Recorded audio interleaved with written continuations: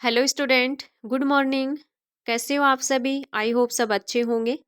और अभी जो सर्दियों की छुट्टियां चल रही है तो आई होप आप घर पे स्टडी करते होंगे, क्योंकि एग्ज़ाम के ज़्यादा दिन बचे नहीं हैं। काउंटिंग डेज ही बचे हैं, गिनती के दिन ही बचे हैं, क्योंकि बीच में प्रैक्टिकल सब्जेक्ट है तो प्रैक्टिकल वगैरह भी होने लग जाएंगे और फिर एग्ज़ाम का ज़्यादा कोई समय है नहीं। तो आपने स्टडी का जो टाइम टेबल है वो अच्छे से सेट कर रखा होगा, आप पढ़ते होंगे और पढ़िए, क्योंकि बोर्ड एग्ज़ाम है आपका 12th आर्ट और हमारा विषय है 12th आर्ट चित्रकला। और आज हमारा है मॉडल पेपर, पहला मॉडल पेपर है बच्चों, पहला मॉडल पेपर है। लेकिन ये मॉडल पेपर एकदम ब्लूप्रिंट पे आधारित है। किस चैप्टर से कितने मार्क्स का क्वेश्चन है वो आएगा, उसी हिसाब से मैंने बनाया। बहुत मेहनत लगी है मेरी, 2 दिन का समय लगभग लग गया इसमें। नेक्स्ट जो मॉडल पेपर बनाएंगे उसमें हो सकता है कम समय लगे, लेकिन इसमें मैंने अंक के हिसाब से किस क्वेश्चन से कितने अंक का क्वेश्चन किस लेसन से उठाना है वो उस हिसाब से। और मेरी कोशिश यही रहेगी कि मेरे जो भी मॉडल पेपर आएंगे उनमें से एग्जाम में सारे क्वेश्चन आपको मिल जाएं। और इसी के साथ मैंने ये मॉडल पेपर आपके लिए बनाया है। हल सही था ये वाला, हो सकता है नेक्स्ट मैं बनाऊं जिसमें छोटे क्वेश्चन तो मैं हल कर दूं, लेकिन बड़े वाले आपको ऐसे ही मिले, क्योंकि आपने थ्योरी पढ़ रखी होगी तो उसमें से आप उन क्वेश्चन को कर सकते हो। आपने नोट्स बना रखे होंगे। कोई भी मतलब पूरे राजस्थान में जो हमारा राजस्थान बोर्ड है सभी बच्चों के लिए ये वाला मॉडल पेपर है। तो जैसे मैं मेरे खुद के जो स्टूडेंट हैं उनका तो पता है कि उनको मैंने बनवा रखे हैं नोट्स, लेकिन अदरवाइज जो भी स्टूडेंट्स देख रहे हैं, अगर उनके पास नोट्स नहीं है तो वो कमेंट कर सकते हैं, तो नोट्स भी अवेलेबल हैं, देख सकते हैं।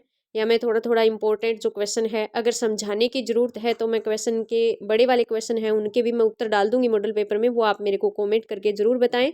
और देखिए शुरू करते हैं। तो खंड ए, क्योंकि हमारा जो चित्रकला का पेपर है वो 4 पार्ट में डिवाइडेशन उसका होगा, डिवाइड होगा 4 पार्ट में। खंड ए, खंड ब, खंड स और खंड द। अब इन चारों खंडों में वैसे तो 18 क्वेश्चन है आएंगे, ठीक है, 18 क्वेश्चन है वो मेंशन होते हैं वैसे तो। लेकिन वैसे देखिए जो खंड ए है ना उसमें पहला दूसरा तीसरा 3 क्वेश्चन रहते हैं, जिससे ये पर्सन नंबर 1 आ गया और ये पर्सन नंबर 2 आ गया और ये पर्सन नंबर 3 आ गया। ये खंड ए में है, 3 प्रश्न होते हैं वैसे तो। लेकिन इन 3 प्रश्नों में देखिए, जैसे पहला ये प्रश्न है कि बहुविकल्पीय प्रश्नों के सही विकल्प का चयन कीजिए। तो बहुविकल्पीय पहले प्रश्न में 1 2 3 4 5 6 क्वेश्चन रहने वाले हैं, 6 प्रश्न यहाँ पे रहेंगे इसमें। फिर देखिए निम्नलिखित रिक्त स्थानों की पूर्ति कीजिए। फील्ड ब्लैंक है तो फील्ड ब्लैंक में भी 1 2 3 4 क्वेश्चन रहेंगे। और यहाँ पर अति लघुतरात्मक प्रश्नों के उत्तर देने हैं तीसरे प्रश्न में, तो यहाँ पे भी 1 2 3 4 5 6 क्वेश्चन यहाँ पे रहने वाले हैं। तो ये क्वेश्चन हो गए वैसे तो 16 क्वेश्चन हो गए हैं पहले में, खंड ए में, और क्वेश्चन है इसके 3 वैसे। तो इन 16 में ये होते हैं सारे के सारे 1/2 के। ये देखो मैंने यहाँ पे लिखा है, आप ध्यान से देखना स्टार्टिंग में। खंड ए 8 अंक का, खंड ए है वो हमारा 8 अंक का है, ठीक है। प्रत्येक प्रश्न 1/2 अंक का, यानी आधे अंक का, हाफ मार्क्स होगा प्रत्येक क्वेश्चन का। और देखिए 16 क्वेश्चन मैंने आपको बताए हैं 3 क्वेश्चनों में। तो पहला जो खंड है ना हमारा ए है ना, वो हो गया हमारा 8 मार्क्स का हो गया, ठीक है, 8 मार्क्स का हो जाएगा ये। अब हम शुरू करते हैं, इसमें जो मैंने क्वेश्चन डाले हैं वो वाले। तो पहले आपको ये लाइन मिलेगी कि दिए गए बहुविकल्पीय प्रश्नों के सही विकल्प का चयन कीजिए, ठीक है। ये वाला मॉडल पेपर मैंने इंग्लिश में ट्रांसलेट नहीं किया है, हिंदी मीडियम के लिए ही है। लेकिन देखिए हिंदी मीडियम इंग्लिश मीडियम को वैसे कोई दिक्कत होने वाली नहीं है। अगर इंग्लिश मीडियम वालों ने अपने नोट्स बना रखे हैं, इंपॉर्टेंट क्वेश्चन अगर करवा रखे हैं, बनवा रखे हैं, आपने कर रखे हैं, तो क्योंकि हिंदी इंग्लिश दोनों में प्रिंट आएगा पेपर, तो आपको भी अच्छे से अंदाज़ा हो जाएगा कि ये चीज़ पूछी गई है। अगर आपको इंग्लिश मीडियम का कोई भी स्टूडेंट चित्रकला का अगर मेरे वीडियो को देख रहा है और अगर उसे लगे कि काश ये अंग्रेजी में ट्रांसलेटेड होता, तो वो मेरे को कमेंट करके बता सकता है, तो मैं नेक्स्ट जो मॉडल पेपर है वो साथ ही साथ ट्रांसलेटेड भी डाल दूंगी। तो देखिए पहला प्रश्न यहाँ है, विष्णु धर्मोत्तर पुराण का कौन सा अध्याय चित्रकला का स्रोत माना जाता है? ए ब स द, 4 ऑप्शन है, एक चूज करना है आपको। आपको करेक्ट जो ऑप्शन है वो चूज करना है। तो इसमें आएगा चित्रसूत्र। और ये जो पहले अध्याय के मैंने इंपॉर्टेंट क्वेश्चन डाले हैं ना बच्चों मेरे स्टार्टिंग वाले वीडियोज में, तो उसमें मैंने ये सारे छोटे क्वेश्चन करवा रखे हैं। पहले आप तैयारी अगर अच्छी करनी है तो पहले आप उस वीडियो पे जाके वहाँ के छोटे क्वेश्चन नोट कीजिए, नोटबुक में उनको याद कीजिए, और उसके बाद अपने आप इन मॉडल पेपरों को आप हल करते जाओगे। और ये तो मैंने हल सहित ही डाला है, और हो सकता है कभी कभी आपको बड़े वाले क्वेश्चन है उनका हल न मिले, मैं छोटे क्वेश्चन का तो हल डाल दूंगी, क्योंकि बहुत लंबा हो जाता है, मेरी बहुत ज़्यादा मेहनत लगती है। अगर आपको ये लगे कि हमें बड़े वाले क्वेश्चन है वो भी हल सहित चाहिए, आपको हल करना है उनको मॉडल पेपर में ही, तो आप मेरे को कमेंट करके बता देना। और फिर देखते हैं इसमें आगे।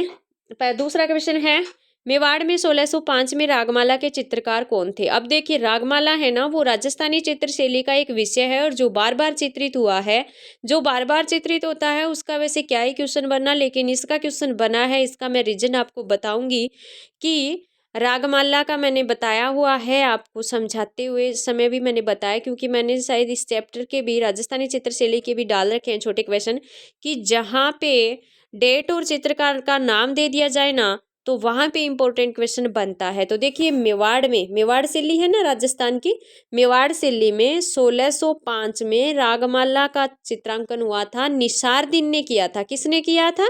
निसारदीन ने किया था। घुमा फिरा के कैसे ही पूछ लो, चाहे ऐसे पूछ लिया जाए ना कि 1605 में रागमाला का चित्रण कौन सी शैली में हुआ है, राजस्थानी शैली की कौन सी उपशैली में हुआ है, क्योंकि ये सारी उपशैलियां हैं, मेवाड़ है, मारवाड़ है, जयपुर, जोधपुर, बीकानेर, बूंदी, किशनगढ़, ये सारी। तो मेवाड़ में 1605 में हुआ था। 1605 में रागमाला का चित्रण मेवाड़ शैली में हुआ था, और निसारदीन नाम के कलाकार के द्वारा हुआ था, इसलिए ये छोटा क्वेश्चन बन गया। इसमें ये ब वाला ऑप्शन है वो राइट होगा। तीसरा देखिए, और बच्चों एक बात और सुनो आप, कि कौन से लेसन से 1/2 के क्वेश्चन आएंगे, कौन से लेसन से 3/4 के आएंगे, कौन से लेसन से 1.5 का आएगा, कौन से लेसन से 2 नंबर के आएंगे। यही होता है सही ब्लूप्रिंट। तो मैंने इसी के अकॉर्डिंग ये सारे क्वेश्चन रखे हैं। पूरा का पूरा ये मॉडल पेपर है वो ब्लूप्रिंट के हिसाब से बना हुआ है, और आई होप आपको एग्जाम में इनमें से ही क्वेश्चन मिले। और मैं 15-20 मॉडल पेपर इंपॉर्टेंट बनाने वाली हूँ, तो मेरा ये कोशिश ये रहेगी कि मॉडल पेपर हैं उसमें से सारा जो पेपर है वो कवर हो जाए। तो फिर अगला देखते हैं, बाबर अपने साथ किन चित्रकारों को भारत लाया था। तो देखिए मैं थोड़ा सा एक्सप्लेसन करूँगी यहाँ पे, क्योंकि एक्सप्लेसन करने से हो सकता है आपको बहुत ज़्यादा फ़ायदा हो, और थोड़ा सा देखो आपको टाइम तो देना पड़ेगा, क्योंकि वीडियो है वो थोड़ा सा लॉन्ग हो जाता है एक्सप्लेसन से। मैं समझाऊंगी ये कि बाबर अपने साथ किन चित्रकारों को, आपको अगर याद हो तो जब हमने मुगल चित्र शैली का हम पढ़ना शुरू करते हैं ना ये चैप्टर, तो सबसे पहले हमें जाना पड़ता है मुगल एम्पायर बाबर के पास, क्योंकि सबसे पहला मुगल एम्पायर कौन था?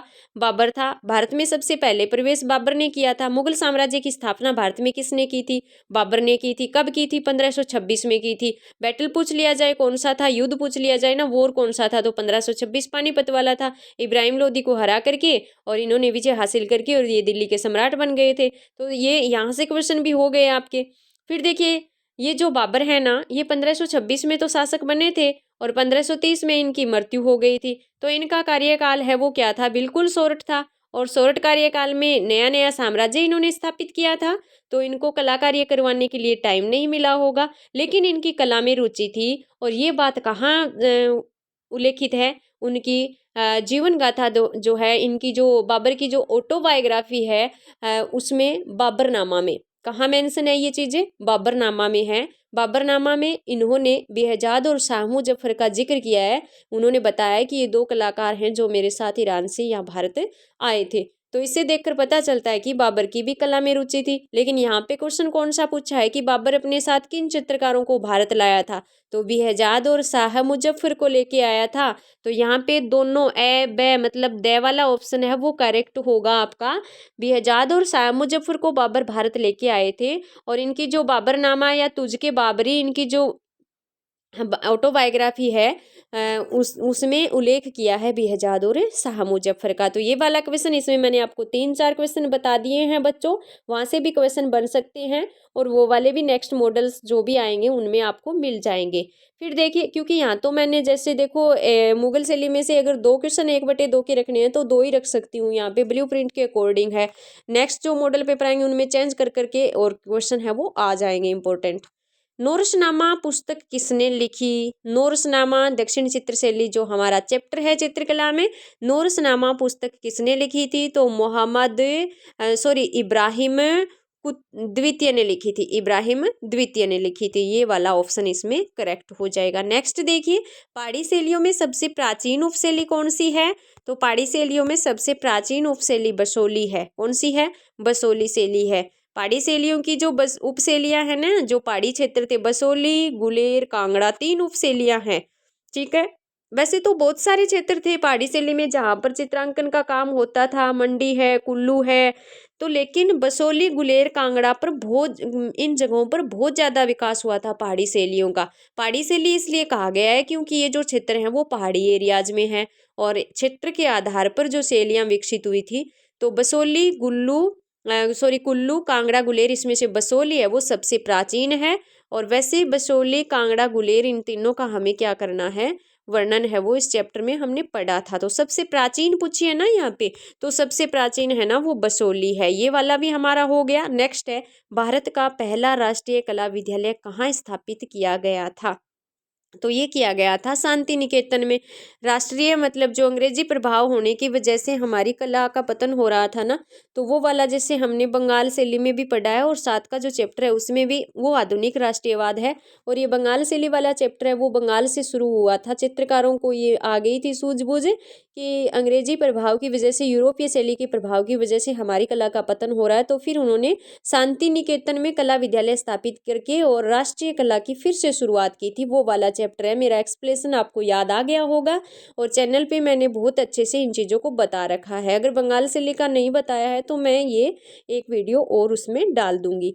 फिर देखिए, हो गया, इसमें पहला प्रश्न हो गया। दूसरा प्रश्न है, दूसरे प्रश्न में आएंगे फील्ड ब्लैंक आएंगे, रिक्त स्थानों की पूर्ति कीजिए। पहले ये रिक्त स्थान वाले क्वेश्चन नहीं आते थे, लेकिन लास्ट ईयर से जो रिक्त स्थान के क्वेश्चन है वो पूछे जाते हैं। तो देखिए, पहला क्वेश्चन इसमें है, अकबर का दरबारी इतिहासकार रिक्त स्थान अकबर के कला प्रेम के बारे में लिखता है। तो अबुल फजल ने लिखा था बच्चों, आईने अकबरी है ना, जो अकबर की ऑटोबायोग्राफी है, उसमें अबुल फजल ने अकबर के कला प्रेम के बारे में उल्लेख किया है, बताया है। तो यहाँ ये फील्ड ब्लैंक बन गया। दूसरा देखिए, चित्रकला की दक्षिणी शैली को लंबे समय तक खालिस्तान कला के अंतर्गत रखा गया। तो ये हमारे चैप्टर में हमने पढ़ाई है कि ये बहुत लंबे समय तक इंडो पर्शियन में काउंट होती थी। ठीक है, उसके बाद में इसकी अलग से पहचान बनी थी। फिर देखिए तीसरा, संस्कृत महाकाव्य रिक्त स्थान बसोली और कुल्लू के पहाड़ी कलाकारों के पसंदीदा ग्रंथों में से एक थे। तो संस्कृत महाकाव्य रामायण को पहाड़ी कलाकारों ने बहुत ज़्यादा पसंद किया था, उनका पसंदीदा ग्रंथ बन गया था, बार बार डिपिक्टेड हो रहा था, बार बार चित्रित हो रहा था। तो यहाँ पे ये आ जाएगा। फिर देखिए अगला है, आधुनिक राष्ट्रवादी स्कूल बनाने का प्रथम चरण खालिस्तान से प्रारंभ हुआ। तो मैंने बताया बंगाल से शुरू हुआ था, अवनींद्रनाथ ठाकुर ने इसकी शुरुआत की थी। नेक्स्ट मैं आपको और बता दूंगी इनके बारे में। ठीक है, फिर देखिए तीसरा क्वेश्चन ये है, निम्नलिखित अति लघुतरात्मक प्रश्नों के उत्तर एक पंक्ति में देने हैं। ठीक है, पहले विकल्प वाले आ गए थे, विकल्प बताना था, उसके बाद में फील्ड ब्लैंक आ गए थे, अब आ रहे हैं अति लघुतरात्मक प्रश्न आ रहे हैं और इनके एक पंक्ति में इनका उत्तर देना है। पहला देखिए, मुगल सम्राट बाबर किस चित्रकार को अपने साथ भारत लाया? तो बेहजाद को लाया था। बेहजाद शाह मुजफ्फर, मैंने पहले, क्योंकि बेहजाद मोस्ट इंपॉर्टेंट है, बेहजाद को पूर्व का राफेल भी कहा जाता था। ये मैं नेक्स्ट मॉडल पेपर में मिल जाएगा। तो बेहजाद को। फिर देखिए, चित्रकला की दक्षिण शैली दक्षिण के किन 3 राज्यों में विकसित हुई थी? तो दक्षिण चित्र शैली के हमने जो 3 मेन इंपॉर्टेंट कला केंद्र पढ़े थे उनके नाम आपको याद रखने हैं। आपको याद होगा बीजापुर, गोलकुंडा, अहमदनगर। वैसे दक्षिण साम्राज्य का डिवाइडेशन है वो 5 में बिरार, बिद्र और थे, लेकिन बिरार बिद्र है ना वो थोड़े कमजोर राज्य थे और इनको इन तीनों शक्तिशाली साम्राज्यों ने और गोलकुंडा और बीजापुर ने बिरार बिद्र को अपने अंदर मिला लिया था। तो फिर स्वतंत्र रूप से ये 3 रह गए थे, बीजापुर, गोलकुंडा और अहमदनगर। और इन तीनों क्षेत्रों में, इन तीनों साम्राज्यों में और दक्षिणी शैली का बहुत ज़्यादा विकास हुआ था, इसलिए दक्षिणी कला में हम बीजापुर, गोलकुंडा और अहमदनगर का ही वर्णन करते हैं। तो ये आप ऐसे बता दोगे। फिर देखिए, भारत में तेल रंगों का प्रयोग कब शुरू हुआ था? ऑयल पेंट पद्धति है ना, टेक्निक है ना, वो भारत में कब शुरू हुई थी? तो ये यूरोपीय चित्रकारों के द्वारा लेके आई गई थी। ईस्ट इंडिया कंपनी के साथ जो अंग्रेजी लोगों का प्रवेश हुआ था ना, तब 1800 ईस्वी के लगभग है ना वो तेल रंग हमारे भारत में एंटर हो गए थे। तो ये यहाँ पे आपको ये ध्यान में रखना है। फिर नेक्स्ट देखिए क्वेश्चन है कि बंगाल के कला के बंगाल स्कूल की स्थापना किन के द्वारा की गई थी? जो बंगाल स्कूल है ना, जैसे मैंने बताया कि ईस्ट इंडिया कंपनी की स्थापना के साथ जो यूरोपीय शैली का चलन बढ़ गया था, तो हमारे वाले भारतीय कलाकार भी उनके पीछे दौड़ने लगे। पहले तो शौक शौक से गए और फिर उन्होंने लागू कर दिया कि आपको यूरोपीय टेक्निक में, जैसे जैसे उन्होंने देश पे अधिकार किया वैसे हर क्षेत्र प्रभावित हुए थे। तो फिर देखिए ईबी हेवेल ने क्या किया था, ये अंग्रेज अधिकारी हैं ये के, फिर भी इनको भारतीय कला से बड़ी अटैचमेंट थी। तो ईबी हेवेल ने कहा था कि आप कर क्या रहे हो, आप तो अंधे होके यूरोपीय कला के पीछे भाग रहे हो। आपकी भारतीय कला वो बहुत अच्छी है, अजर अमर अपार है, कभी नष्ट नहीं होने वाली, आप उसको तो छोड़ ही रहे हो। तो ईबी हेवेल की इस बात से सबसे पहले अवनींद्रनाथ टैगोर है ना वो प्रभावित हुए थे। फिर अवनींद्रनाथ टैगोर ने बंगाल स्कूल की स्थापना की थी, यानी बंगाल से एक आंदोलन के रूप से शुरू किया था इन्होंने कि हम हमारी राष्ट्रीय कला में ही काम करेंगे। तो वो वाली बात है, मैंने आपको समझाया हुआ है, आपको याद आया होगा इस पर्सन का, मैंने इस तरह से एक्सप्लेनेशन कर दिया है। कला के बंगाल स्कूल की स्थापना किनके द्वारा? तो अवनींद्रनाथ टैगोर और ईबी हेवेल दो का नाम आएगा। फिर देखिए भारत में स्वतंत्रता के पश्चात किस कला उद्योग के पुनर्जीवन ने स्थान बनाया? 7 का जो चैप्टर उसमें से है, तो हस्तकला उद्योग के पुनर्जीवन ने ये आ जाएगा। नेक्स्ट फिर देखते हैं मिथिला चित्र परंपरा का दूसरा नाम क्या है? तो ये हाफ ईयरली एग्जाम में भी क्वेश्चन था। मिथिला चित्र परंपरा का दूसरा नाम मधुबनी है, क्योंकि ये मधुबनी है ना, ये भी मिथिला जो नगरी है उसके पास ही एक नगरी थी, दोनों पास पास थी, तो मिथिला चित्र परंपरा का दूसरा नाम मधुबनी है। ठीक है, मिथिला जो सीता की जन्मभूमि और राम सीता से इस मिथिला परंपरा का राम सीता की विवाह से इसका जनरेट है वो मानते हैं, उद्भव है वो मानते हैं। तो खंड ए हमारा हो गया, हमने 8 नंबर का काम है वो कर लिया है। फिर एग्जाम में आपको मिलेगा खंड ब मिलेगा, ऐसे ही मिलेंगे, पूरा का पूरा एग्जाम पैटर्न पर आधारित है। मैंने ये चीजें तो ऐसे आपको बताई है कि खंड ब है ना वो 7.5 अंक का है, 7.5 अंक होंगे। प्रत्येक प्रश्न इसमें 3/4 का होगा। खंड ब में 3/4 के और कितने क्वेश्चन आएंगे? 10 क्वेश्चन आएंगे। 10 क्वेश्चन 3/4 के, यानी पौने नंबर होता है 3/4, तो 2 क्वेश्चन 3/4 के होते हैं ना, तब 1.5 अंक होता है, 1.5 अंक होता है, तो 10 के हो गए, 7.5 अंक हो गए इसमें। ये चीज़ आप समझ लेना, थोड़ी मेरी सुन लेना इस तरह से ध्यान से। फिर देखिए यहाँ पे आपको ये मिलेगा, निम्नलिखित लघुत्रात्मक प्रश्नों के उत्तर अधिकतम 40 शब्दों में दीजिए। 40 शब्दों में, ठीक है, तो 40 शब्दों वाले क्वेश्चन करते हैं। ये 10 क्वेश्चन है, 3 क्वेश्चन हमारे हो गए, 3 में छोटे छोटे 16 क्वेश्चन थे, 1/2 की 8 मार्क्स का काम हमने कर लिया पीछे। अब 4 से लेकर के 13 तक के क्वेश्चन आएंगे, 3/4 के 10 क्वेश्चन आएंगे। कोलफन पृष्ठ से क्या आशय है? बच्चों मैंने ये करवा रखा है मेरे चैनल पे, कोलफन पृष्ठ से क्या आशय है। तो ये पांडुलिपि वाला जो फर्स्ट चैप्टर है ना, जो फर्स्ट चैप्टर है उसमें से है ये। कौन से चैप्टर में से? पांडुलिपि चैप्टर में से है। पांडुलिपि वाले चैप्टर में ये क्वेश्चन है, कोलफन पृष्ठ से क्या से, यानी कोलफन पृष्ठ क्या होता है। तो देखिए पांडुलिपि चित्रकला जो चित्रित की जाती थी ना, पांडुलिपियां, उनका एक पांडुलिपि के ऊपर का जो कवर होता था, मेन पृष्ठ जो होता था ना, वो कोलफन पृष्ठ होता था। और इस कोलफन पृष्ठ पे क्या क्या जानकारियां लिखते थे कलाकार?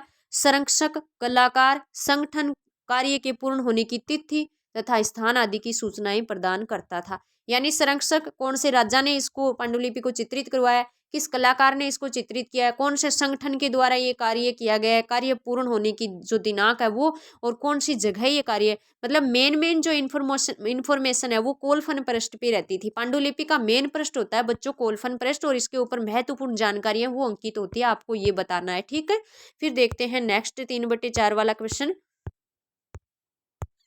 तो नेक्स्ट क्वेश्चन में देखते हैं क्या है, संग्रहणी सूत्र क्या है। ये संग्रहणी सूत्र क्या है? तो देखिए संग्रहणी सूत्र है ना वो जैन चित्र परंपरा में चित्रित एक ग्रंथ है। ठीक है, यह एक ब्रह्मांड व्यापी ग्रंथ है। यह एक ब्रह्मांड व्यापी ग्रंथ है जिसे 12वीं शताब्दी में चित्रित किया गया था, और इस ग्रंथ में ब्रह्मांड के ढांचे एवं अंतरिक्ष के मापन की अवधारणाएं विद्यमान है। वेरी इंपॉर्टेंट क्वेश्चन है बच्चों, और ये क्वेश्चन भी है ना कौन से चैप्टर में से है? ये क्वेश्चन है ना ये भी पहले चैप्टर में से, क्योंकि पहले चैप्टर में 1/2 का एक ही क्वेश्चन आएगा आधे अंक का, और 2 क्वेश्चन पहले चैप्टर में से आएंगे 3/4, 3/4 यानी हो गए 1.5, 1.5 मार्क्स हो गया, और एक क्वेश्चन आ गया आधा मार्क्स का आ गया, तो 2 ही मार्क्स का है। पहला जो लेसन है, छोटा सा लेसन है पांडुलिपि वाला, बहुत इंपॉर्टेंट चीजें उसमें बताई गई है, लेकिन है 2 मार्क्स का ही और छोटा सा, ये इजी वे में याद होने वाला ही है।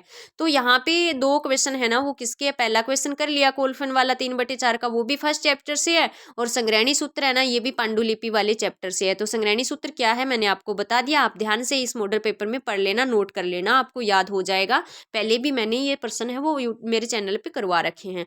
दूसरा क्वेश्चन इसमें देखिए, जो राजस्थानी चित्रशैली वाला चैप्टर है ना, उसमें से भी 3/4 के 2 क्वेश्चन है वो पूछने हैं। तो देखिए मैंने 2 क्वेश्चन यहाँ लिए हैं राजस्थानी चित्रशैली चैप्टर से। राजस्थानी चित्रशैली से क्या अभिप्राय है, पहले मैंने यही वाला क्वेश्चन डाल दिया है, ठीक है। नेक्स्ट जो आएंगे वो अदर मॉडल में आते जाएंगे इंपॉर्टेंट। 15वीं शताब्दी में प्रचलित जैन शैली, जैन शैली में कौन सी आती थी? अपभ्रंश, गुजरात, पश्चिम भारतीय। तो ये जो जैन शैली की परंपरा जो चल रही थी ना, उसमें एक नया कलेवर आया था, एक नया रूप लेकर के राजस्थान में जो कला विकसित हुई ना, उसे राजस्थानी चित्रशैली के रूप में जाना जाता है। एक बार इस डेफिनेशन को आराम से पढ़ोगे आपको याद हो जाएगा। फिर देखिए इसी चैप्टर में से बनी ठनी नामक चित्र किस शैली में चित्रित है, और इस चित्र पर एक संक्षिप्त टिप्पणी करनी है, छोटा सा शॉर्ट नोट लिखना है इसके ऊपर। तो देखिए सबसे पहली बात इसमें ये पूछ ली कि बनी ठनी किस चित्र किस शैली का है, तो किशनगढ़ शैली का है, याद रखना। छोटे 1/2 के क्वेश्चन के लिए भी इसको याद रखना, ठीक है। इंपॉर्टेंट शैली है किशनगढ़, और उसमें बनी ठनी है ना, ये तो वेरी इंपॉर्टेंट है, सामान्य जीके का जो क्वेश्चन है ना, सामान्य जानकारी का, वो भी क्वेश्चन है इसका। तो इस चित्र का निर्माण चित्रकार निहाल चंद ने किया, क्योंकि किशनगढ़ का जो बनी ठनी चित्र है, इस पे हमें क्या करना है, शॉर्ट नोट लिखना है। यह किशनगढ़ शैली का चित्र है, सर्वाधिक प्रसिद्ध है ये किशनगढ़ शैली का। किशनगढ़ में बनी ठनी के अद्वितीय सौंदर्य को राधा कृष्ण का प्रतीक मान करके, राधा का प्रतीक मान के और राधा कृष्ण के चित्रों की रचना चित्रकारों ने की है। बनी ठनी को राधा का प्रतीक माना जाता है। और वैसे भी बनी ठनी और वो जो सामसिंह शासक थे ना, जिनकी ये प्रेयसी थी, प्रेमिका थी, तो सामसिंह वो भी कृष्ण भक्त थे, राजपाट छोड़ करके और वृंदावन चले गए थे बनी ठनी को लेकर के। तो इन दोनों के स्वरूप को राधा कृष्ण के रूप में चित्रित किया गया है। नेक्स्ट क्वेश्चन हमारा देखिए 8 का क्वेश्चन है, पहाड़ी शैली के चित्रों के मुख्य विषय क्या है? तो पहाड़ी शैली वाला चैप्टर है, उसमें भी 2 प्रश्न है वो 3/4 के आएंगे, 2 क्वेश्चन आएंगे, उसमें से 3/4 के वो दोनों मैंने यहाँ पे डाल दिए हैं, ठीक है। पहाड़ी शैली के चित्रों के मुख्य विषय मैंने आपको बार बार ये पढ़ाया है, गीत गोविंद, रसिक प्रिया, ये प्राचीन जो ग्रंथ है ना, ये चित्रित हुए। 4-5 ग्रंथ के नाम तो आपको पक्के याद रखने होंगे, गीत गोविंद है, रसिक प्रिया है, महाभारत है, श्रीमद् भागवत पुराण, रामायण, 12 मासा, नायिका भेद, कृष्ण लीला, व्यक्ति चित्र भी बने थे, प्रकृति से संबंधित चित्र, पेड़ पौधे, पशु पक्षी का अंकन भी हुआ था। मैंने बहुत ज्यादा पक्के से बच्चों आपको रटा रखे हैं ये वाले क्वेश्चन। और जो अदरवाइज जो बच्चे देख रहे हैं, जिनको ये मतलब चैप्टर इस तरह ध्यान से नहीं रीड किया है, तो उनको इस क्वेश्चन से फायदा होगा। बच्चों आप ध्यान से इसको पढ़ोगे। और मैं फिर से बता दूं कि पहाड़ी चित्र शैली है ना, उनमें ये जो प्राचीन पौराणिक ग्रंथ है ना, ये बहुत ज्यादा अच्छे से चित्रित हुए थे। तो अगर आपसे पूछ लेना कि पहाड़ी चित्र शैलियों के मुख्य विषय क्या रहे, यानी कौन कौन से विषयों को लेकर चित्रकारों ने चित्र बनाए, तो वो वाले ये ग्रंथ हैं, ठीक है। फिर देखिए वार्षिक सज्जा नायिका किसे कहा जाता है? आप देखो बच्चों, अष्ट नायिकाएं होती हैं 8 प्रकार की, 5 प्रकार की नायिकाओं की हमारी पहाड़ी चित्र शैली चैप्टर में डेफिनेशन दे रखी है, और उसमें से हो सकता है 5 डेफिनेशन से एक डेफिनेशन है वो पूछ ली जाए। तो मैंने यहाँ पे वासक सज्जा नायिका वाली डेफिनेशन है वो डाली है कि वासक सज्जा नायिका उससे कहते हैं जो नायिका अपने प्रियतम के लिए स्वयं सज धज कर अपने घर को सजा करके और अपने प्रियतम का इंतजार करती है, प्रतीक्षा करती है, उससे कहते हैं वासक सज्जा नायिका। इम्पोर्टेंट है, नायिकाओं में से हर 2-3 साल छोड़ करके एक क्वेश्चन है वो आ जाता है, इसलिए मैंने यहाँ पे एक क्वेश्चन है वो डाल दिया है। फिर देखिए बच्चों नेक्स्ट चलते हैं। नेक्स्ट हमारा है 10 का क्वेश्चन है, कंपनी शैली से क्या अभिप्राय है? कंपनी शैली हम जो बंगाल शैली वाला चैप्टर है 6 का, उसमें पढ़ते हैं। तो देखिए कंपनी शैली से क्या अभिप्राय है, तो देखिए 18वीं 19वीं शताब्दी में अंग्रेज अधिकारियों के संरक्षण में जो चित्र शैली भारत में पनपी, वह कला इतिहास में कंपनी शैली के नाम से जानी जाती है। बहुत ही इजी डेफिनेशन है कि 18वीं तथा 19वीं शताब्दी में अंग्रेज अधिकारियों के संरक्षण में, यानी अंग्रेजों के द्वारा जो चित्रशैली भारत में विकसित हुई थी ना, वह कला इतिहास में कंपनी शैली के नाम से जानी जाती है। और ईस्ट इंडिया कंपनी तो आपने पढ़ाई है, ठीक है। तो फिर देखिए अगला है 11 का क्वेश्चन है, जेमिनी रॉय, इनका यामिनी राय भी लिखा होता है, जेमिनी रॉय हमारी जो बुक है एनसीईआरटी की, उसमें जेमिनी रॉय है। जेमिनी रॉय की चित्रकला को किसने प्रभावित किया था? ये हमारा 7 का जो चैप्टर है ना, उसमें से है, जेमिनी रॉय की कला को किसने प्रभावित किया था। तो जेमिनी राय की कला को बंगाल की लोक कला तथा गया बिहार के पटचित्र ने काफ़ी प्रभावित किया था। जो ये जेमिनी राय है ना, ये बंगाल की लोक कला से प्रभावित हुए थे और बिहार में जो पट चित्रण है, जो कपड़े पे चित्र बनाए जाते हैं, उनसे ये काफ़ी प्रभावित हुए थे। ये बात यहाँ पे पूछी गई है। फिर देखिए नेक्स्ट क्वेश्चन है, 19वीं सदी में भारत में किन किन शहरों में कला विद्यालय खोले गए और इन विद्यालयों में किस प्रकार की कला को बढ़ावा दिया गया। मैंने 7 के चैप्टर के जितने भी क्वेश्चन हैं, 1/2 के जितने भी 3/4 के क्वेश्चन है, मैंने सारे करवाए हैं। 4 पार्ट इसके डाले हुए हैं मैंने, सिर्फ क्वेश्चन के। आप चैनल पे जाके प्ले लिस्ट में देख सकते हो। तो देखिए ये क्वेश्चन इंपॉर्टेंट है बच्चों की, 19वीं सदी में भारत के किन किन शहरों में विद्यालय खोले गए। तो देखिए लाहौर, कोलकाता, मुंबई, चेन्नई जैसे शहरों में कला विद्यालय स्थापित किए गए और इन कला विद्यालयों में पारंपरिक भारतीय शिल्प, शैक्षिक तथा प्रकृतिवादी कला को बढ़ावा देने की प्रवृत्ति थी, क्योंकि ये बात भी पूछी गई है कि उन कला विद्यालयों में किस तरह की शिक्षा को बढ़ावा दिया गया था। ठीक है, तो किस तरह की कला है वो प्रमोट हो रही थी, शिक्षा।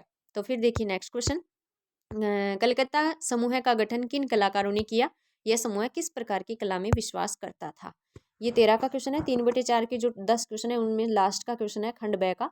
तो 1943 में प्रदोष दास गुप्ता ने क्या किया था, कलकत्ता समूह का गठन किया था। यहाँ पे देखिए एक छोटा क्वेश्चन भी बन गया 1/2 का, पूछ लिया जाए कलकत्ता समूह का गठन 1943 में किसने किया था। ये क्वेश्चन दूसरा बन गया, प्रदोष दास गुप्ता के नेतृत्व में।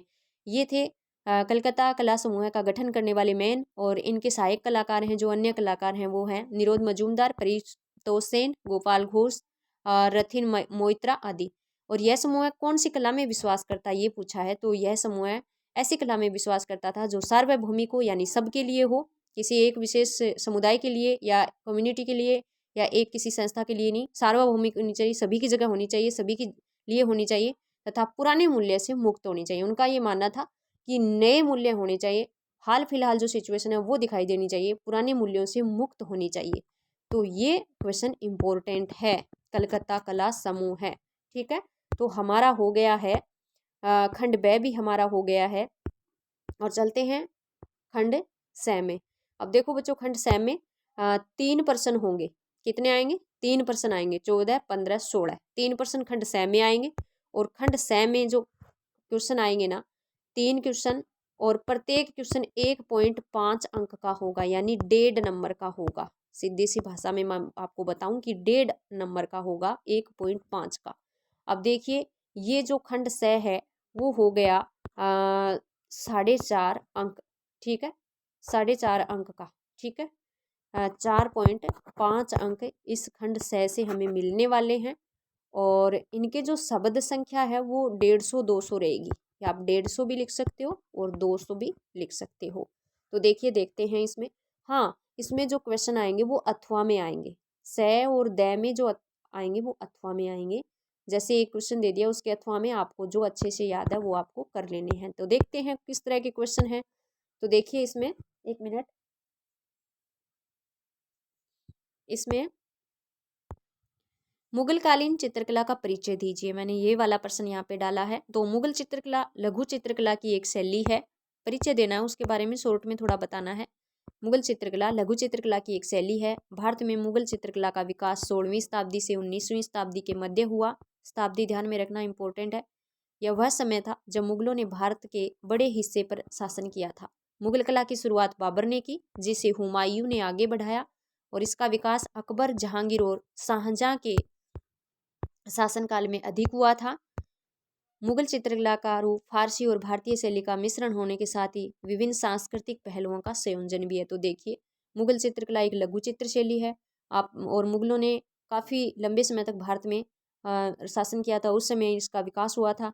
और इसका जो शुरुआत बाबर ने की थी, हुमायूं ने उसको आगे बढ़ाया था, और फिर अकबर, जहांगीर और शाहजहां के समय इसका काफ़ी विकास हुआ था। और क्योंकि औरंगजेब का नाम नहीं लिया गया, क्योंकि औरंगजेब ने इसका विकास नहीं करवाया था, इसका पतन ही हुआ था औरंगजेब के समय तो। और मुगल कला है ना, उसका फारसी और भारतीय, फारसी तो ये है ही, क्योंकि ये जो फारसी ईरानियन तो थे ही, और भारतीय शैली का भारत में आने के बाद क्योंकि हिंदू कलाकार हैं, भारतीय कलाकार हैं, वो भी इन मुगलों के चित्र गैलरियों में काम करते थे।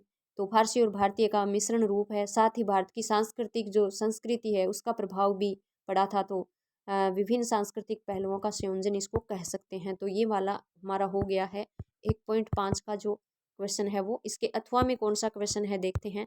अथवा में है मुगल चित्रकला को अकबर ने किस प्रकार विकसित किया, मतलब अकबर ने सबसे ज़्यादा उनका लंबा चौड़ा शासनकाल था। तो देखिए अकबर ने चित्रकला की उन्नति के लिए लगातार प्रयास किए। अकबर के दरबार में 100 के लगभग चित्रकार नियुक्त थे। अकबर ने एक चित्रशाला का निर्माण करवाया। इस प्रकार मुगल काल के चित्रों ने अकबर के शासनकाल में बड़े पैमाने पर विकास किया। अकबर स्वयं एक चित्रकार था, इसलिए अकबर की कला में गहरी रुचि थी। अकबर महाकाव्यों और कथाओं में भी रुचि रखता था, इसलिए उनके अकबर के काल में महाभारत, रामायण और अन्य महाकाव्यों पर आधारित भी चित्र अधिक बने थे। अकबर के काल में तूतीनामा है वो महत्वपूर्ण चित्रकारी रही है। तूतीनामा एक ग्रंथ था और उस ग्रंथ को क्या किया था, अकबर ने चित्रित करवाया था। एक तोते की दास्तां, एक तोता है वो कहानियाँ सुनाता है, तो वो तूतीनामा मैंने एक्सप्लेनेशन करवा रखा है बच्चों। तूतीनामा वो महत्वपूर्ण चित्रकारी रही है अकबर के शासनकाल में। एक छोटा क्वेश्चन यहाँ से भी निकल के आए कि अकबर के काल में महत्वपूर्ण चित्रकारी कौन सा ग्रंथ रहा, तो तूतीनामा, ठीक है। और 100 से अधिक चित्रकार, इनके 100 के लगभग अराउंड 100 पेंटर्स हैं वो इसकी आर्ट गैलरी में काम करते थे, क्योंकि इन्होंने हिंदू मुस्लिम दोनों प्रकार के कलाकारों को अपने यहाँ शरण दी थी। और हिंदू मुस्लिम समन्वयवादी शासक है उसकी वो छवि भी अकबर के पास ही थी। फिर देखिए नेक्स्ट 15 का क्वेश्चन, अहमदनगर की चित्रकला में स्त्री व पुरुष चित्रण की शैलीगत विशेषताएं बतानी है कि स्त्री और पुरुषों को किस तरह से चित्रित किया गया था अहमदनगर यानी दक्षिण चित्र शैली में से, मुगल चित्र शैली में से 1.5 नंबर के क्वेश्चन आने वाले हैं। तो देखिए अहमदनगर की चित्रकला में स्त्रियां उत्तर भारतीय पोशाक धारण की हुई बनाई गई हैं। उत्तर भारतीय में जैसे घाघरा आ जाएगा, कंचू की जो ब्लाउज है वो आ जाएगा और एक पारदर्शी दुपट्टा आ जाएगा जो शरीर के चारों ओर लपेटे हुआ। इस तरह से जैसे आपने ये मुगलों के समय जो अभी फिलहाल में तो देखो आपने जोधा अकबर जो सीरियल देखा उसमें जैसी पोशाक है ना वो उत्तर भारतीय पोशाक है। तो एक लंबा दुपट्टा जो शरीर के चारों ओर लिपटा हो, तो ये स्त्रियों की आ गई। और पुरुष में लंबा जामा पहने हुए जो उत्तर भारत की पोशाक है, छोटे आकार की पगड़ी पहने हुए चित्रित किया गया है। लंबा जामा जो देखो जो अकबर ने पहन रखा है उस सीरियल में आपने देखा होगा। फिर अथवा में पूछा है दक्षिण के दरबारी चित्रों में शाही प्रतीक कौन से थे। इंपॉर्टेंट क्वेश्चन है बच्चों। दक्षिण जो चित्रशैली हमने पढ़ा उसमें शाही प्रतीक कौन कौन से हमने पढ़े हैं। तो देखिए शासक का सिंहासन पर बैठे होना एक शाही प्रतीक है, ये राजशाही प्रतीक है। शासक के हाथ में एक विशिष्ट रूप से लंबी सीधी दक्षिणी तलवार का होना, विशिष्ट शाही पोशाक जिस पर विशिष्ट कसीदाकारी का होना, शाही मेहमानों का मनोरंजन करती नृत्यांगनाएं थी, फर्श पर बारीकी से बनाए गए डिजाइन वाले गलीचों का बिछा होना, शासक के सिर पर चारों ओर एक आभा मंडल होना जो देवताओं को चित्रित करता है, और पोलो खेलना। पोलो जो खेल है वो हमने दक्षिण चित्रशैली चैप्टर में ही पढ़ा है क्योंकि ये राजा महाराजाओं का एक फेवरेट गेम होता था। फिर देखिए 16 का क्वेश्चन है, ये भी 1.5 अंक का ही है 16 का क्वेश्चन भी। मिथिला या मधुबनी चित्र परंपरा से आप क्या समझते हैं। मैंने बहुत अच्छे से इसको करवा रखा है इस चैप्टर को। इस क्वेश्चन को शायद मैं 2 बार करवा चुकी हूँ मेरे चैनल पे। इंपॉर्टेंट है ये। मिथिला या मधुबनी, मिथिला चित्रकला का नाम मिथिला से निकला है। मिथिला एक नगरी थी जो सीता की जन्मभूमि है। इसे मधुबनी चित्र परंपरा भी कहते हैं क्योंकि मधुबनी भी एक नगरी है और मिथिला के दोनों पास पास थी ये, ठीक है। क्योंकि मैंने मिथिला का जो ये तो छोटे क्वेश्चन पूछे यहाँ पे 1.5 के, मैंने बड़ा जो एक्सप्लेनेशन करवाया मेरे चैनल पे ही बताया, उसमें डिटेल से बताया। और ऐसा माना जाता है कि सैकड़ों वर्षों से इस क्षेत्र की जो स्त्रियां हैं ना वो किसी विशेष अवसर पर यानी शादी विवाह के समारोह में मिट्टी से बने हुए मकानों की जो दीवारें हैं वहां पर रंगों से आकृतियां बनाती थी। ये होता है मिथिला में मेन, तो ठीक है। और इस क्षेत्र के लोग ये मानते हैं कि सीता और राम के विवाह से इसका उद्भव हुआ है। ये जनरेट कब हुई मानते हैं लोग वहाँ के सीताराम के विवाह से। फिर अथवा में देखते हैं इसी के 16 के क्वेश्चन का अथवा में पतवा लोगों के बारे में। वेरी इंपॉर्टेंट है क्वेश्चन बच्चों ये वाला भी। पतवा क्या होते हैं, तो देखिए पतवा लोगों को चित्रकार भी कहा जाता है। इंपॉर्टेंट क्वेश्चन है, ये भी क्वेश्चन बन रहा है। यहाँ रेगिस्तान आ जाए, पतवा लोगों को खालिस्तान भी कहा जाता है, चित्रकार आएगा।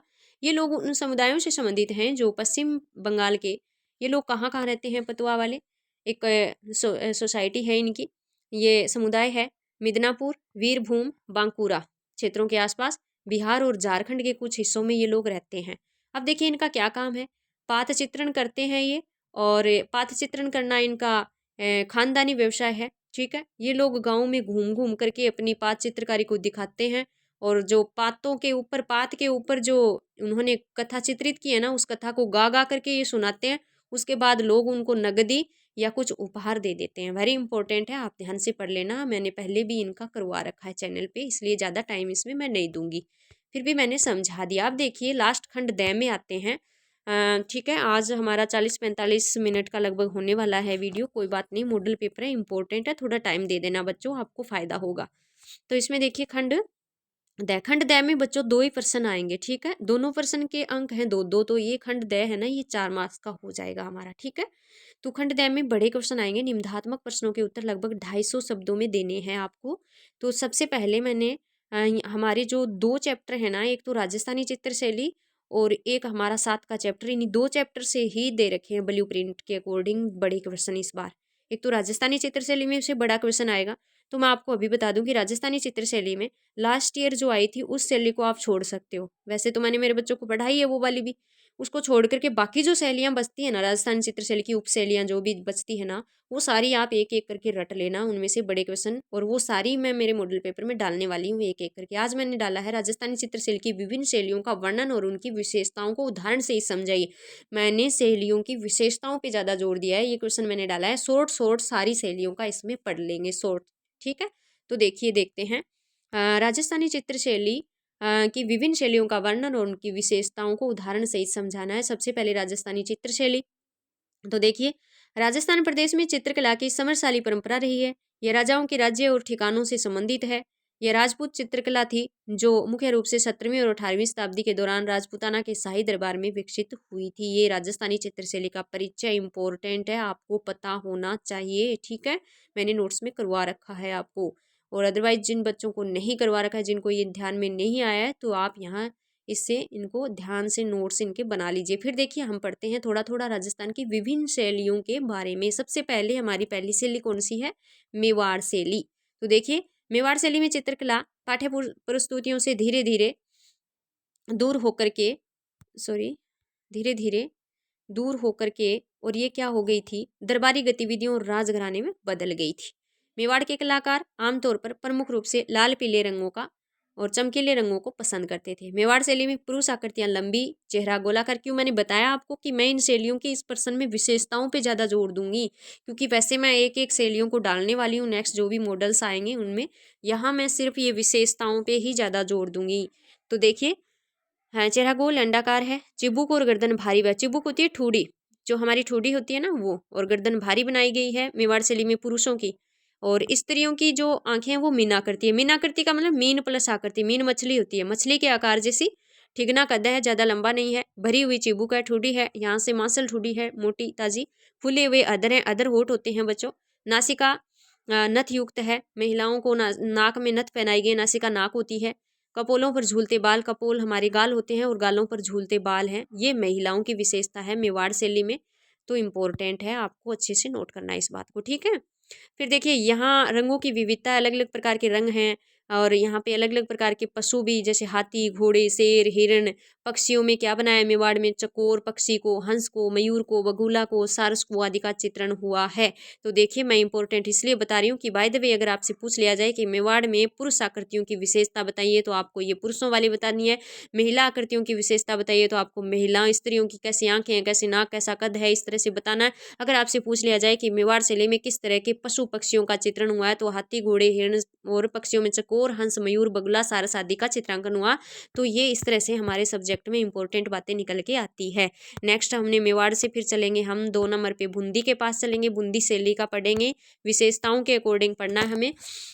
तो देखिए, बूंदी शैली में स्त्रियों के रूप चित्रण में छोटे गोलाकार चेहरे हैं, उन्नत ललाट है। ललाट होता है बच्चों माथा, उन्नत का मतलब ऊंचा उठा हुआ, जैसे आपने बनी ठनी वाली पेंटिंग देखी होगी, तो उन्नत ललाट है। उन्नत नासिका है, नासिका है वो भी बहुत ज़्यादा थोड़ी आगे निकली हुई है, और भरे हुए कपोल हैं, गाल हैं वो फूले हुए हैं। उनकी वेशभूषा में प्राय पायजामा और उस पर पारदर्शी जामा है, जामा पायजामा और पारदर्शी जामा होता है, एक वस्त्र होता है जो ऊपर से नीचे तक का होता है, कमर पे उसमें कुछ बंधा हुआ होता है। पारदर्शी का मतलब झीना वस्त्र होता है जिसके आर पार दिखाई दे। बूंदी शैली की अन्य विशेषताओं में प्रभावी रंगों में भूत परिदृश्य, मतलब भू परिदृश्य जो भी जंगल तालाब जो भी पेड़ पौधे बनाए गए हैं उनमें रंग है ना वो प्रवाह योजना है, मतलब आगे से आगे हमें अपने आप अपना वर्णन कर देते हैं, मतलब प्रवाह के रूप में चलते जाते हैं। फिर देखिए चलते हैं कोटा शैली में। कोटा शैली शिकार दृश्यों के कारण प्रसिद्ध है, वेरी इंपॉर्टेंट क्वेश्चन। और लास्ट ईयर ये क्वेश्चन पूछ लिया बच्चों, देखो इस तरह के क्वेश्चन निकलते हैं। लास्ट ईयर पूछा कि कोटा शैली रेगिस्तान के लिए प्रसिद्ध है, शायद ये पूछा, तो रेगिस्तान में आना था शिकार, ठीक है, हंटिंग, ठीक है। तो कोटा शैली वो शिकार के लिए जानी जाती है, शिकार के लिए यानी शिकार के दृश्य हैं वो कोटा शैली में सबसे ज्यादा बने हुए हैं, मतलब ये है इसका। इस शैली में नर नारियों के अंग प्रत्यंगों का अंकन प्रभावशाली है, भारी और गठीला शरीर है, दीप्ति युक्त चेहरा का मतलब चेहरे पे चमक है, मोटे नेत्र है, मोटी आंखें हैं, तीखी नाक है, पगड़ियां और अंगरखों से युक्त चित्रित किया गया है, ठीक है। फिर चलते हैं हम जोधपुर शैली की विशेषताओं की ओर। और जोधपुर शैली में जो पुरुष आकृतियां हैं वो लंबे चौड़े गठीले बदन के, गठीले बदन मतलब एकदम बॉडी है वो बॉडी बिल्डर बनाए गए हैं। उनके गलमूछ बनाए, गलमूछ का मतलब इनकी मूछें भी हैं और जो मूछें हैं ना वो ज़्यादा बड़ी हुई हैं। ऊंची शिखराकार पगड़ी है, राजसी वैभव के वस्त्र हैं, राजा महाराजाओं जैसे वस्त्र बनाए गए हैं। पुरुष आकृतियों में आभूषण भी पहनाए गए हैं। और स्त्रियों में अंग प्रत्यंगों का अंकन भी गठीला है, इनको भी थोड़ा हष्ट पुष्ट दिखाया है। बादाम सी आंखें, तो बादाम के से आकार की आंखें बनाई गई है। पुरुषों की ऊंची पाग है, जोधपुर शैली को अपनी निजी पुरुषों की ऊंची पाग जोधपुर शैली की अपनी निजी विशेषता, इंपॉर्टेंट लाइन है ये। जोधपुर शैली की निजी विशेषता बताइए, पुरुषों की ऊंची पाग, पाग होती है पगड़ी, और चित्रों में चमकीले रंगों का प्रयोग हुआ है। तो एक्सप्लेनेशन है ना वो थोड़ा सा लंबा वीडियो न हो जाए इसलिए थोड़ा सा जल्दी जल्दी कर रही हूँ, फिर भी हो ही जाएगा ये, लेकिन ये मॉडल पेपर है, इंपॉर्टेंट है, आप इसको समय दोगे तो आपको फायदा होगा। नेक्स्ट देखते हैं बीकानेर शैली। बीकानेर शैली की विशेषताओं में क्या है कि बीकानेर शैली है वो लयबद्ध सूक्ष्म रेखांकन मंद व सुकुमार रंग योजना की विशेषता के कारण प्रसिद्ध है। लयबद्ध सूक्ष्म रेखांकन, बहुत महीन काम हुआ है भाई चित्रों में। और मंद व सुकुमार रंग योजना है, मतलब बहुत ज़्यादा भड़कीले रंग नहीं है, सुकुमार आंखों को अच्छे लगने वाले सुहाने रंगों का प्रयोग है। और इसी विशेषता के कारण बीकानेर शैली की अपनी एक पहचान है। पुरुष आकृतियों की मुखाकृतियों का चौड़ा माथा है, लंबे केस बाल लंबे बनाए गए हैं, दाढ़ी मूंछों से युक्त और वीर भाव लिए बनाया गया, मतलब जिस तरह से वीर योद्धाओं के चेहरे के भाव होते हैं ना वैसे बनाए गए हैं बीकानेर शैली में पुरुषों को। और फिर देखिए इसमें स्त्री आकृतियां, तो स्त्री आकृतियों में बीकानेर शैली में इकहरी शरीर वाली, इकहरी शरीर का मतलब होता है पतला शरीर, ठीक है। और खंजन पक्षी से तीखे नेत्र, खंजन जो पक्षी है उसके जैसे तीखे नेत्र। खंजन एक पक्षी की प्रजाति थी, अब है या नहीं पता, या रेड डाटा बुक में ही है पता नहीं। खंजन पक्षी जैसे तीखे नेत्र और पतली कलाइयाँ, कलाइयाँ आप जानते हो जो रिस्ट होती है, जो कलाई होती है हाथ की वो। तो इस तरह से ये विशेषता आ जाएगी बीकानेर शैली की। नेक्स्ट चलते हैं, और नेक्स्ट है हमारी किशनगढ़ शैली की विशेषताएं। तो किशनगढ़ शैली की सबसे प्रमुख विशेषता नारी सौंदर्य, इंपॉर्टेंट क्वेश्चन बन रहा है। किशनगढ़ शैली की प्रमुख विशेषता नारी सौंदर्य, इसका एग्जाम्पल पूछे तो बड़ी ठणी आ जाएगा। पतला किंचित लंबा चेहरा, कुछ पतला कुछ लंबा चेहरा, ऊंचा तथा पीछे की ओर ढलवा ललाट, माथे की बताया गया, ललाट माथा होता है ऊंचा है, थोड़ा पीछे की ओर ढलवा है, लंबी तथा नुकीली नाक है, पतले होठ है, उन्नत चिबुक है। उन्नत चिबुक का मतलब ठुडी है ना वो थोड़ी सी आगे निकली हो, जैसे आपने बनी ठनी वाली पेंटिंग में देखा होगा। लंबे छरहरे बदन, लंबा छरहरा होता है, पतला बदन होता है, शरीर खंजना करती नयन, खंजना करती या कमल नयन, कमल की पंखुड़ी जैसे नयन, ठीक है। कमल नयन, कमल नयन, कमल की पंखुड़ी जैसे नयन या खंजना करती नयन, बढ़िया नयन होते हैं आँख। तो ये नारी आकृतियां हैं किशनगढ़ शैली की। पुरुष आकृतियों का छरहरा बदन, अब देखिए किशनगढ़ शैली में छरहरा बदन वाले पुरुष हैं, मतलब पुरुष है ना उनको भी मोटा ताजा नहीं बना करके पतला बनाया गया है। उन्नत ललाट है, उनका भी आगे निकला हुआ माथा, लंबी नाक, पतले अधर हैं आदि किशनगढ़ शैली की अपनी विशेषता है। तो ये वेरी इंपॉर्टेंट किशनगढ़ शैली की विशेषताएं, आप ध्यान रखना कि यहाँ पे पुरुषों को भी छरहरा बनाया गया है। बातें बहुत नॉर्मल सामान्य सी है, लेकिन यहाँ एग्जामिनर है वो इस तरह के क्वेश्चन निकालने की ही कोशिश करते हैं। फिर जयपुर शैली और लास्ट शैली है इसकी, जयपुर शैली की तरफ चलते हैं। तो इस शैली में पुरुष आकृतियाँ मध्यम कदकाठी वाली है, न तो ज़्यादा लंबे हैं न ज़्यादा ठिगने हैं, और गोल चेहरा बनाया गया है, और ऊंचा ललाट है, माथा ऊंचा है, छोटी नाक है, मोटे अधर हैं, होठ मोटे बनाए हैं, मांसुल चिबुक है, ठोडी है वो मोटी बनाई है, मोटी ताजी मांसुल, मीनाकृति नयन है, मीन प्लस आकृति मछली के जैसे नयन है। और स्त्री आकृतियों में मीनाकृति नयन है, लालिमा युक्त गोल चेहरे हैं, चेहरों पर लालिमा दिखाई गई है और गोल चेहरे हैं। उभरे इंगुली अधर, उभरे मतलब आगे की ओर निकले हुए होठ हैं, अधर होठ होते हैं, हिंगुली का मतलब लाल रंग के। मांसल यौवनिकाया, और यहाँ जयपुर से लेकी जो स्त्री हैं उनको मांसल यौवनिका, एकदम जवान, मांसल का मतलब थोड़ा मोटा ताजा, उनको दिखाया गया है। अलंकृत राजस्थानी मुगल मिश्रित वस्त्र आभूषण से युक्त बनाया गया है, मतलब फूल पत्तियां वगैरह अलंकृत करके, और राजस्थानी और मुगलों की जो ड्रेस का मिला जुला स्वरूप होता है, इस तरह के वस्त्र और उसी तरह के आभूषण है वो जयपुर शैली की स्त्रियों में बनाए गए हैं। इसके अथवा में मैंने ये वाला क्वेश्चन डाला है, किशनगढ़ शैली के उद्भव विकास का वर्णन करना है। मैंने किशनगढ़ शैली का डाल दिया है। मैं थोड़ा थोड़ा जल्दी जल्दी रीड कर लूँ इसको, और आप देख लेना, इस मेरे लिखा हुआ देख लेना, आपको समझ में आ जाएगा। तो महाराजा रूप सिंह हैं, 1643 से 1658 इनका समय था, और न्यासरी चित्रकारों से कृष्ण व राधा की प्रेम लीलाओं के अनेक चित्रों का निर्माण करवाया था। पहले मैंने ऐसी लाइनें डाली है कि महाराजा रूप सिंह के समय किशनगढ़ शैली का विकास, फिर दूसरे में आ जाएगा महाराजा मान सिंह द्वारा किशनगढ़ शैली का। इनका ज़्यादा वर्णन दे नहीं रखा है तो ठीक है, याद भी कम करना पड़ेगा आप लोगों को। महाराजा रूप सिंह के उत्तराधिकारी महाराजा मान सिंह, समय इनका ये रहा 1658 से 1706 में, और वैष्णव भक्ति से संबंधित चित्रों का निर्माण इन्होंने करवाया था, ये चीज़ नोट करने वाली है। फिर देखिए आगे चलते हैं, महाराजा राज सिंह द्वारा किशनगढ़ शैली का के विकास में योगदान। तो महाराजा राज सिंह का समय ये 1707 से और 1706 से 1748 है, क्योंकि कई बार समय पूछ लिया जाए तो आपको ये चीज़ ध्यान में रखनी है। और महाराजा रासिया ने 33 ग्रंथ रचे थे, और चित्रण कार्य का अधिक विकास इन्होंने करवाया था। उन्होंने प्रसिद्ध चित्रकार सूर्य ध्वज निहाल चंद को अपना चित्रशाला का प्रबंधक बनाया था, इम्पोर्टेंट है, ठीक है। फिर देखते हैं महाराजा सावन सिंह द्वारा किशनगढ़ शैली का विकास, ये वेरी इंपॉर्टेंट है क्योंकि यहाँ बनी ठनी का प्रवेश होगा भाई। महाराजा सावन सिंह 1699 से 1764 ईस्वी समय है। साहित्य संगीत और चित्रकला में अत्यधिक रुचि थी सावन सिंह की। महाराजा सावन सिंह की साहित्य में रुचि होने के कारण ये कविताएं वगैरह ज़्यादा करते थे, नागरीदास के नाम से कविताएं करते थे, इसके लिए इनका उपनाम पड़ गया था, सरनेम इनका नागरीदास। इंपॉर्टेंट क्वेश्चन बनेगा यहाँ पे। और राजवैभव के प्रति विरक्ति, कला संगीत एवं साहित्य में विशेष अनुराग होने के कारण नागदास शीघ्र ही राधा कृष्ण की भक्ति में लीन हो गए थे। राजवैभव से इनको विरक्ति हो गई थी भाई। विरक्ति का मतलब होता है राजवैभव, राजपाट से इनका मन हट गया था, और संगीत में, कला में, साहित्य में इनकी विशेष अनुराग का मतलब विशेष रुचि हो गई थी, लगाव हो गया था, और फिर ये क्या हो गए थे, राधा कृष्ण की भक्ति में लीन हो गए थे। सावन सिंह के कलात्मक व्यक्तित्व ने किशनगढ़ कला को चरम पर पहुंचा दिया। उनकी कला में रुचि होने के कारण ही किशनगढ़ शैली की कला है वो शिखर पर पहुंची थी, ठीक है। चरम पर पहुंचना मतलब बहुत आगे पहुंचना। सन 1735 से लेकर के 1770 ईस्वी तक की अल्प अवधि में ही किशनगढ़ की कला का बहुत ज़्यादा विकास हो गया था और सुंदर कलाकृतियों का निर्माण हुआ था। तो मैंने यहाँ पे शॉर्ट में बताया है।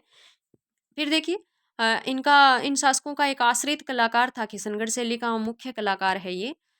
तो मोर ध्वज निहालचंद इनका नाम है, और इनका भी इस शैली में योगदान है किशनगढ़ में। तो किशनगढ़ शैली को उत्कृष्ट स्वरूप प्रदान करने का श्रेय महाराजा सावन सिंह के आश्रित चित्रकार मोर ध्वज निहालचंद को जाता है। इंपॉर्टेंट है बच्चों, मोर ध्वज निहालचंद का नाम। एक बार पूछा था 5-6 साल पहले कि निहालचंद का पूरा नाम, तो मोर ध्वज निहालचंद। उसने राधा व कृष्ण का सुंदर रूप चित्रण किया। राधा की मुखाकृति को बनी ठनी के समान बनाई थी इसने, और बनी ठनी है वो कौन थी, राजा सावन सिंह की प्रिय थी, उपपत्नी थी। और निहालचंद द्वारा बनी ठनी नामक चित्र है वो किशनगढ़ शैली में बनाया गया था, जो कि किशनगढ़ शैली का सर्वाधिक प्रसिद्ध चित्र है, ठीक है। फिर देखते हैं इसमें नायक नायिका एवं राधा कृष्ण के चित्रण में नायिका एवं राधा की भूमिका में बनी ठनी को ही चित्रित किया गया है। निहालचंद द्वारा चित्रित ग्रंथों की संख्या 75 मानी जाती है। इंपॉर्टेंट है, जो कि नागर सामुच्चय के नाम से प्रसिद्ध है। इंपॉर्टेंट है, यहाँ पे छोटे क्वेश्चन, ठीक है, पूछ लिया जाए कि निहालचंद द्वारा चित्रित ग्रंथों की संख्या कितनी है, फिल ब्लैंक में या छोटे वस्तुनिष्ठ में कैसे भी पूछ लिया जाए, 75 है, 75 है। और इनका जो ये पूछ लिया जाए कि निहालचंद द्वारा लिखित ग्रंथों का जो समूह है वो किस नाम से जाना जाता है, वो नागर सामुच्चय के नाम से जाना जाता है। किस नाम से? नागर सामुच्चय के नाम से। अब देखिए आगे सावन सिंह के उत्तराधिकारी और किशनगढ़ शैली का विकास। सावन सिंह 1600 यहाँ पे क्वेश्चन बनेगा 1664 ईस्वी में महाराजा सावन सिंह की मृत्यु हो गई। मृत्यु कब हुई ये पूछ लिया जाए। और उनकी मृत्यु के बाद बहादुर सिंह, कल्याण सिंह आदि के शासनकाल में भी किशनगढ़ शैली का पर्याप्त विकास हुआ था। ये इतना ही दे रखा है, ठीक है। तो फिर हम आते हैं हमारे 8 के क्वेश्चन में बच्चों। तो ये वीडियो इसलिए लंबा हो गया कि मैंने मॉडल पेपर का कर दिया है पूरा एक्सप्लेशन। भारतीय कला में अमूर्त कला पर एक निबंध लिखिए, ठीक है, अमूर्त कला पर।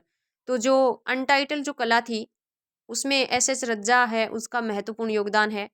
तो इस तरह से ये आप पढ़ लोगे, ठीक है। ये क्वेश्चन आपको नोट कर लेना है, अच्छे से पढ़ लेना, आ जाएगा समझ में कौन कौन से कलाकार हैं उन्होंने अमूर्त कला में अपना योगदान दिया था।